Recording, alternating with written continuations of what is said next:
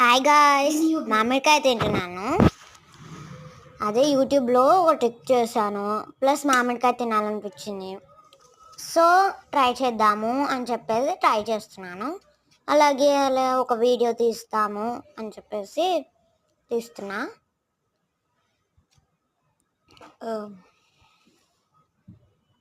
ఇదిగోండి, ఏం లేదు, ఒక స్లైస్ తీసుకొని డయాగ్నల్గా కట్ చేస్తున్నాను. స్ట్రైట్గా ఒక సరిపోయాన్ని, మళ్ళీ స్లీపింగ్ లైన్లో కొన్ని. చూడండి,